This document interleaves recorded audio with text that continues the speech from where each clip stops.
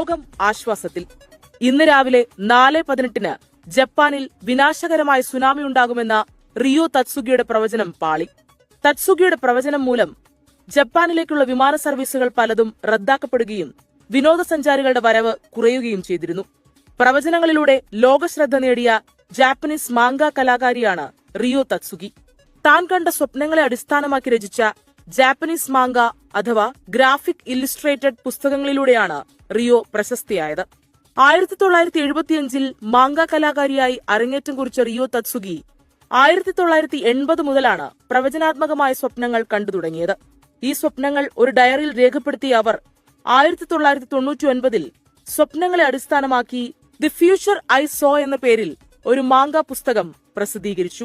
ആദ്യം ആരും പുസ്തകം ശ്രദ്ധിച്ചില്ലെങ്കിലും 2011 ജപ്പാനിലെ തോഹോക്കു ഭൂകമ്പവും സുനാമിയും കൃത്യമായി പ്രവചിച്ചതോടെ തത്സുഗി ലോകത്തിന്റെ ശ്രദ്ധാകേന്ദ്രമായി.